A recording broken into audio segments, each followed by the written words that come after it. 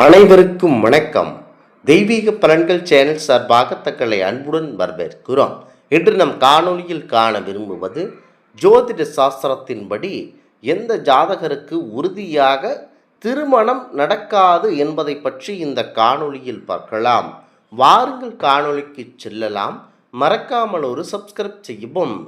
ஜோதிடத்தில் ஒரு குழந்தையானது பிறந்தவுடன் அவன் ஆயுள் முடியும் வரை எவ்வாறு இருக்க போகிறான் என அந்த ஜோதிட கட்டம், அந்த 12 கட்டத்தை வைத்து அவனுடைய வாழ்க்கை பிறப்பு முதல் இறப்பு வரை உறுதியாக அவன் எவ்வாறு வாழ்வான் என்பதை என்னால் உறுதியாக கூற முடியும்.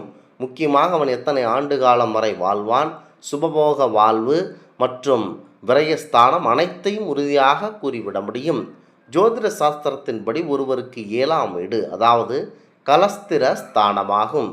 சுக்கிரன், அதாவது ஆண்களுக்கு, மற்றும் குரு பெண்களுக்கு ஆகிய கிரகங்களின் நிலையை திருமணத்தை உறுதியாக நிர்ணயிக்கிறது. இவற்றின் பலவீனமான அமைப்பு ஒருவருக்கு திருமணம் நடைபெறுவதில் தடையை உருவாக்குகிறது.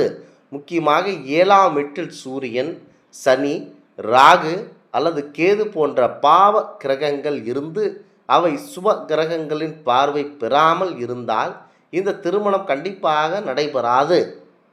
கலத்திரக்காரகனான சுக்கிரனும் பெண்களின் ஜாதகத்தில் கணவனை குறிக்கும் குருவும் நீசமடைந்து பலவீனமாக இருப்பது எல்லாம் திருமணத்தை தடைபெறுகிறது. 7ஆம் வீட்டுக்கு அதிபதி மறைவு ஸ்தானங்களான 6, 8, 12 பாவிகளுடன் இணைந்து பலமற்று போவது. கலத்திர தோஷம் என்றால் செவ்வாய் தோஷம், சர்ப்ப தோஷம், ராகு தோஷம், கேது தோஷம் தீவிரமாக இருந்து அதற்குரிய பரிகாரங்களை செய்யாமல் இருப்பது. இது அனைத்தும் திருமணத்தை ஒரு மனிதனுக்கு நடைபெறாமலேயே வைத்துவிடும். ஜோதிடத்தில் எந்த ஒரு ஜாதகத்திலும் திருமணமே நடக்காது என்று திட்டவட்டமாக சொல்வது அரிதாகும். தீவிரமான தடைகள் இருந்தாலும் தகுந்த ஜோதிட வழிபாடுகளின்படி பரிகாரங்கள் செய்வதன் மூலம் திசாபுக்தி சாதகமாக மாறும் காலத்திலும் திருமணம் நடந்தே தீரும் என்பதோடு வாய்ப்பு இருக்கிறது.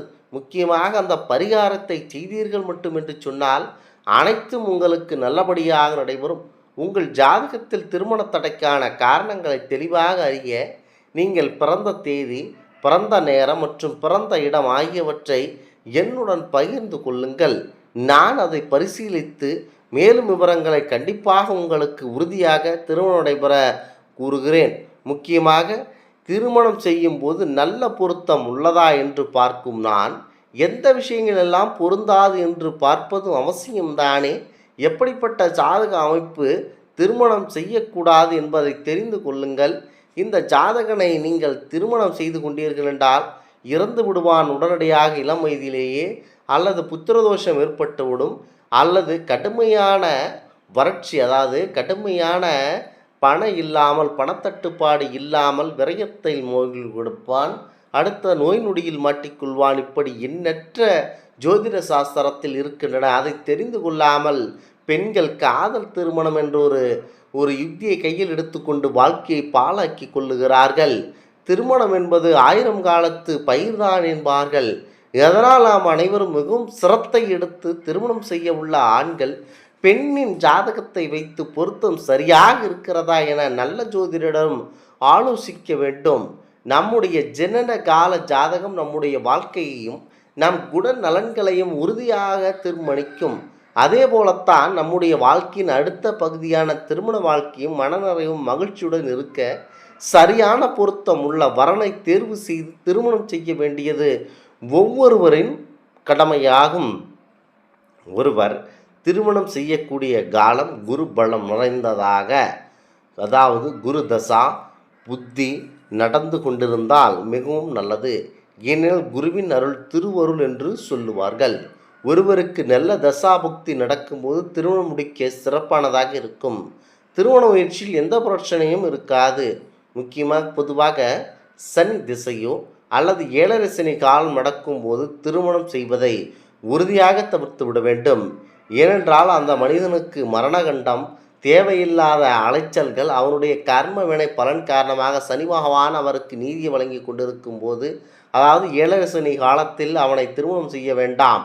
ஒருவருக்கு 7 சனி நடக்கும்போது அவருக்கு ராகு திசையோ அல்லது கேது திசையோ நடந்தாலும் திருமணத்தை தவிர்த்து வைப்பது உச்சிதமானது. இந்த காலங்களில் திருமணம் செய்தால் ஒருவரின் திரில் படம் பார்ப்பதை போல் உங்கள் வாழ்க்கை அமைந்துவிடும். எப்போதும் திகிலாக இருக்கும். ஏனெனில் வாழ்க்கையில் எந்த விஷயம் எப்போது நடக்கும், எப்போது வேண்டுமானாலும் ஏதேனும் நடந்து விடுமோ என்ற வகையில் உங்கள் வாழ்க்கை பாழாய் போய்விடும். ஆகவே நல்ல ஜோதிடரிடம் கொடுத்து இது பொருத்தமுள்ளதா, இந்த திருமணம் நடக்குமா, இந்த திருமணத்தில் ஆணும் பெண்ணும் சம அளவில் நடந்து கொள்வார்களா, இத்தனை விஷயங்களை ஜோதிடரிடம் கேட்டு தெரிந்து கொண்டு அதற்கு பிறகுதான் நீங்கள் திருமணத்தையே கொண்டு வர வேண்டும். முக்கியமாக இது தெரியாமல் எண்ணற்ற இளைஞர்கள் அல்லது இளம் பெண்கள் காதலில் விழுந்து எந்த ஜாதகர் அவர் யார் எனவே தெரிந்து கொள்ளாமல் அவருடன் திருமணத்தை நடத்தி கொண்டு வாழ்க்கையை பாழாக்கி கொள்ளுகிறார்கள். இருப்பினும் ஒருவரின் ஜாதகத்தில் இந்த மோசமான விஷயங்கள் எல்லாவற்றையும் முறியடிக்கும் விதமாக அவருக்கு வர இருக்கும் ஆண் அல்லது பெண் துணையின் ஜாதக அமைப்பு நல்ல திசை புத்தியுடன் உள்ள ஜாதகம் இருக்கும்போது அந்த மணமக்களை சேர்த்து வைப்பது வழக்கம். எடுத்துக்காட்டாக, திருமணம் செய்ய உள்ள ஒரு ஆண் அல்லது பெண்ணுக்கு ராகு திசையும் 7 சனியும் ஒன்றாக நடக்கிறது என வைத்து கொண்டால் அவருக்கு வரக்கூடிய துணையின் ஜாதகத்தில் குரு திசை அல்லது சுக்கிர திசை நடந்தால் மேலே குறிப்பிட்டுள்ள விஷயங்கள் சமன் செய்யும் விதத்தில் இருக்கும். அதனால் இந்த இருவரின் ஜாதகம் பொருந்தும் சேர்க்கலாம். அப்படிப்பட்ட ஜாதகம் மறுமுறை பொறுத்து இருந்து சரியான பொருத்தம் அமைந்த பின்னர் திருமணம் முடிக்கலாம் என்கிறது ஜோதிடம். முக்கியமாக இதனை மனதில் நினைத்து கொண்டு செயல்பட வேண்டும். முக்கியத்துவம் வாய்ந்த இந்த ஜோதிட விதிகளை மக்கள் தெரிந்து கொள்ள மறுத்து விடுகிறார்கள். முக்கியமாக சந்தோஷமான திருமண வாழ்க்கை செவ்வாய் சுக்கிரன் சேர்ந்து இருந்தால் சந்தோஷ குரு சுக்கிரன் சேர்ந்து இருந்தால் சந்தோஷமான திருமண வாழ்க்கை அமையும். முக்கியமாக திருமண வாழ்க்கையானது 3ஆம் அதிபதி 7ஆம் வீட்டில் இருந்தால் காதல் திருமணத்திற்காக வீட்டை விட்டு வெளியேறும் நிலையை தருகிறது. இதுவாறு பல விதிகள் இருக்கின்றன. முக்கியமாக இந்தமான ஜோதிட சாஸ்திரத்தை தெரிந்து கொள்ளுங்கள். முக்கியமாக திருமண யோகமே, அதாவது திருமணமே நடைபெறாத ஜாதகங்களும் இருக்கின்றன. அந்த ஜாதகம் என்னவென்றால், ஜாதகத்தில் 7ஆம் இடம் கலத்திரகாரகன் சுக்கிரன் குரு மற்றும் லக்னாதிபதி ஆகியோரின் நிலையை வைத்து திருமண யோகம் கணிக்கப்படுகிறது. திருமண யோகம் இல்லாத அல்லது கடுமையான தடை உள்ள ஜாதகங்களில் இவை இருக்கின்றன. முக்கியமாக எந்த ஜாதகத்திற்கு திருமணமே நடைபெறாது என்றால், 7ஆம் வீட்டில் ஆன்மீக கிரகமான கேது இருப்பது துருவ மனப்பான்மை ஏற்படுத்தி திருமணத்தில் ஆன்மீகமின்மையை, அதாவது திருமணத்தில் ஆர்வமின்மையை கண்டிப்பாக உண்டாக்கி விடுகிறது. அதாவது 7ஆம் வீட்டில் ஆன்மீக கிரகமான கேது இருப்பது துறவு மனப்பான்மையை ஏற்படுத்தி திருமணத்தில் ஆர்வமின்மையை உண்டாக்கி விடுகிறது. அடுத்ததாக ராகுவுடன் சனி செவ்வாய் போன்ற பாவ கிரகங்கள் சேர்ந்திருப்பது திருமணத்தை உறுதியாக தடுத்துவிடும். அடுத்ததாக திருமணக்காரகனான சுக்கிரனும் சூரியனும் மிக நெருக்கமாக ஒரே பாகையில் அமர்ந்து முழுமையான அஸ்தமனம் அடைந்திருந்தால், அடுத்ததாக 7ஆம் அதிபதி நீசமடைந்து சுப கிரகங்களின் பார்வை இல்லாமல் இருப்பது, ஜோதிடத்தில் திருமணம் இல்லை என்று உறுதியாக கூறுவது கடினம்தான். திருமண தடைக்கான பரிகாரங்களை செய்வதன் மூலம் இந்த யோகங்களில் சாதகமான மாற்றங்கள் ஏற்படுத்த முடியும் என பல ஜோதிடர்கள் நம்புகிறார்கள். முக்கியமாக இதனை மனதில் நினைத்து கொண்டு செயல்பட வேண்டும். இந்த ஆன்மீக தகவல் உங்களுக்கு பிடித்து இருந்தால் தெய்வீக பலன்கள் சேனலை கண்டிப்பாக சப்ஸ்கிரைப் செய்து கொள்ளவும். மீண்டும் ஒரு நல்லதொரு காணொளியில் உங்களை சந்திக்கிறோம். நன்றி, வணக்கம்.